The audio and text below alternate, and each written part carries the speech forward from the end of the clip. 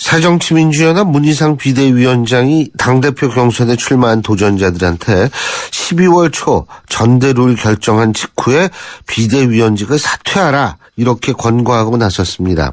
그런데요, 바로 삼선 의원이자 현재 국회 산업통상자원위원회 위원장직을 맡고 있는 김동철 의원은요, 문재인 의원은 이선 후퇴를 하고 박지원 의원은 용퇴를 하라 이런 얘기를 하면서 당권 도전에 나섰습니다.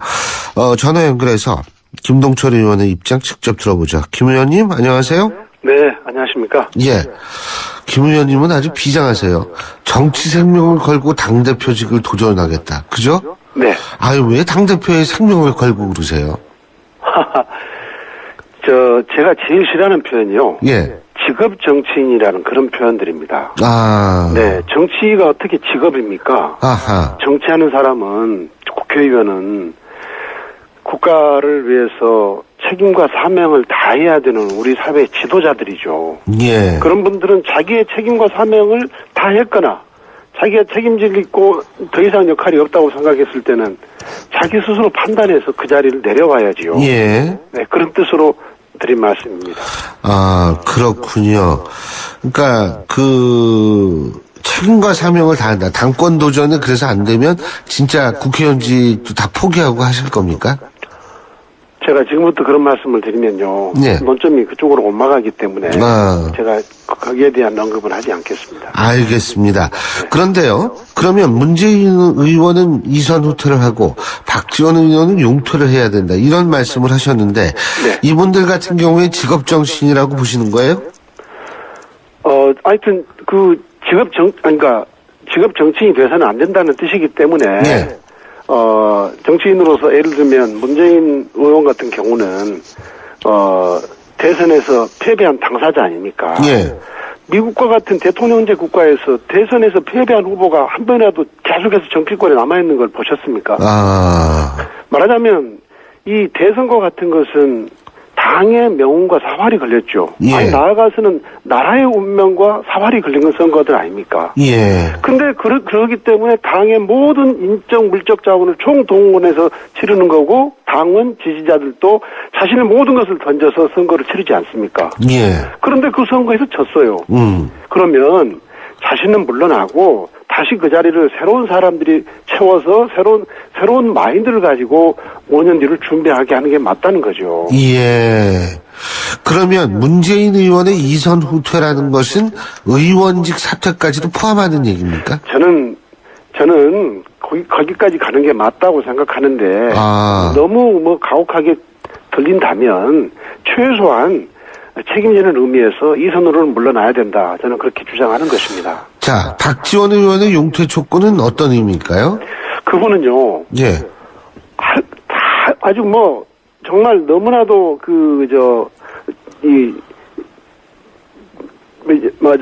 여기만 것들이 많지 않습니까? 예.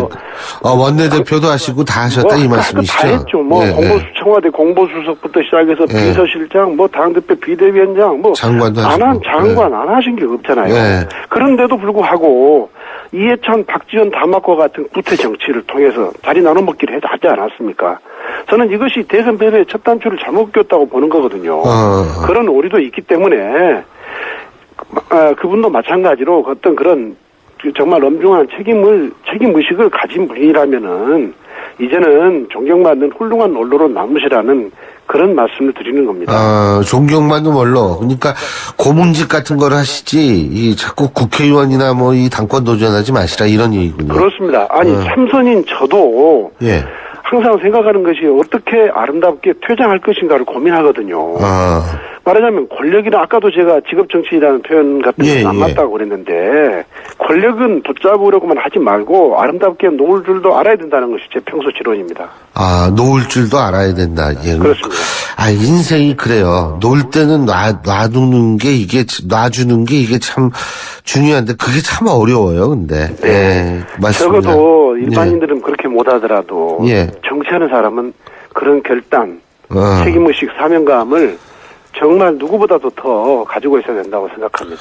근데 얘기하다 보니까 정세균 의원이 빠졌네요. 예? 그분은 대표를 2번이나 하셨지 않습니까? 예. 아무튼 당이 이렇게 된 데 대해서 다른 두 분보다는 뭐 정도의 차이는 있겠지만 그래도 어느 정도의 약간의 책임은 있다고 생각하고 있습니다. 예. 그렇군요. 어쨌든 지금 이렇게 우리가 쭉 얘기하는 과정에서 사실 그 속에 스며드는 얘기는 계파 문제를 빼놓을 수가 없잖아요. 그죠? 네. 예. 그런데 이 새정치민주연합에서의 계파라는 게 지금 한 서너 개 있다고 얘기들을 많이 하는데 동의하십니까? 친노는 근데 계파가 있죠. 네. 계파 있죠. 근데 네. 친노는 계파 없다 그래요. 아니 계파가 없다고 하면 예. 그것은 이제 손바닥으로 하늘을 가리는 거죠. 예. 동서고금 뭐 어느 정당에서건 계파는 다 있습니다. 새누리당에도 있지요. 예. 그런데 저는 계파 자체가 나쁜 게 아니거든요. 아. 이념과 가치 논쟁을 벌이는 그런 계파는 오히려 당을 풍성하게 발전시키죠. 예. 좋은 건데 소위 친노라고 하는 분들이 계파가 없다고 하는 반응을 보이는 것은 과도하게 좀 피해를 보는 그런 측면이 있기 때문에 그런 말씀을 하시는 것은 제가 이해를 합니다. 무슨 과도하게 어떤 피해를 봐요? 친노라고 해서 뭐 한 분 한 분 뜯어보면 다 도덕적으로나 능력 있는 분들이거든요. 예. 그래서 저는 무조건 친노라고 해서 배격하는 것은 저도 반대합니다. 그런데요. 네. 이 친노라는 얘기가 나왔으니까 말인데, 지금 네. 이게, 김동철 의원께서 얘기하는 당권 도전하고 지금 친노의 존재하고 무관하지 않지 않습니까? 다시 말해서, 네. 친노들 같은 경우에 다음번 당권을 잡고, 네. 그 다음에 공천을 하고, 예? 그 다음에 당내 대선 후보 경선에서 유리한 위치를 차지하고, 예? 네. 예. 이런 게 생각할 수 있는 시나리오 아닌가요? 그죠? 그러니까 그 중에 일부가 소위 당보다도 개판을 먼저 생각하는 패권적 개파, 예. 개파주의에 물든 분들이 있겠지요. 그러나 예. 저는 소위 친노라고 불리는 분들이 다 그런 분들은 아니라고 생각한다는 거죠. 그렇군요. 네. 그런데 아무래도 친노들이 제일 앞세우는 사람은 아까 이선 후퇴를 주장했던 문재인 의원 아니겠어요? 네, 그렇게 알고 있습니다. 그렇죠. 예. 그렇다면 문재인 의원의 용퇴를 요구한다는 건 결국 친노들 보고 나가라고 얘기하는 것하고 좀 아닙니다. 아닌가요? 그건 전혀 틀린 이야기입니다. 예. 친노 인사들이라고 해서 전부가 다 책임 있는 것은 아니죠. 네. 그렇군요. 자, 그렇다면 문재인 의원만 용퇴를 한다. 문재인 의원 용퇴 속에서는 대선 후보로 또다시 나가면 안 된다. 이 얘기까지 다 포함이 되어 있는 거죠. 그죠? 저는 대선 후보뿐만 아니라 당대표 같은 직을 맡으시면 안 됩니다. 대선 후보뿐 아니라 당권도 가지면 안 된다. 네네. 그렇다면 당권, 대권 분리 얘기 나오는데 그 부분은 어떻게 생각하세요? 네. 지금 우리 새정치민주연합의 당헌 당규에도 당 대표직에 있었던 사람은 예. 대선에 출마하려면 1년 전에 사퇴를 해야 됩니다. 예. 1년 전에 사퇴하지 않으면 대선에 못 나가죠. 예. 그러니까 그 당헌 당규가 있습니다. 그런데 지금 대선은 3년 남았지 않습니까? 예. 3년 남았는데 물론 꼭 이건 문재인 의원을 포함한 것이 아니라 다른 누구도 지금 대선에 누가 나갈지 모르는 거잖아요. 예. 그런데 대선에 누가 나갈지도 모르는데 당 대표직에 나가지 마라고 그러면 또 당 대표에 그 사람이 된다는 보장도 없잖아요. 그런데 예. 당 대표직에 나가지 마라고 하는 것은 좀 논리적으로 안 맞는 말이죠. 예. 당 대표가 된 뒤에 그 사람은 대선에 뜻이 있으면 1년 전에 사퇴하면 되는 거니까 예. 당권 대권 소위 지금 제기되고 있는 당권 대권 분리로는 완전히 뭐가 좀 앞뒤가 안 맞는 예. 그런 논리라고 생각하고요. 오히려 당권 대권 분리한 그 정신을 지금의 비대위 상황에 적용한다면은 예. 전당대회가 지금 3개월도 남지 않았습니다. 예. 그런데 비대위원직에서 물러날 생각도 않고 있는 분들이 있어요. 예. 이런 것이 무도특한 거죠. 예. 김동철 의원께서 지역구가 광주시잖아요. 그죠? 그렇습니다. 그런데 그래서 제가 여쭤봤는데 지금 당권 주자들이 전부 이 호남 민심 잡으러 내려가는 모양이에요. 네네. 예? 호남 민심, 새정치민주연합에 대한 호남 민심은 어떻다고 파악하십니까? 호남이 이제 새정치민주연합의 뿌리이고 심장이라는 말을 많이 하지 않습니까? 예. 근데 선거 때 되면 90% 이상의 지지를 보내는 것이고요. 예. 그런데 그 호남이 지금 이 새정치민주연합에 대해서 좌절하고 실망하고 지금은 분노하고 있습니다. 이 분노하고 있는 호남 민심을 달래려고 그분들이 가신 거죠. 예. 그러나 절대 그분들에 의해서 호남 민심이 달래지지 않을 것입니다. 왜? 그분들은 책임 있는 분들이기 때문에. 그러니까 이분들이 계속 당권을 도전할 경우에는 호남은 아예 사정민주연합에 등 돌릴 수도 있다. 그것은 예. 네. 그러니까 근데 호남은 단순히 그런 부정적인 생각만 갖고 있는 게 아니고 그만큼 새정치민주연합의 변화와 쇄신을 바라고 있는 거죠. 예. 그렇습니다. 근데 변화와 쇄신이 안 된다고 가정을 했을 때에는 정동영 전 장관이나 네. 정대철 상임고문이 얘기하는 식으로 신당을 만들 가능성도 있는 거 아니겠어요?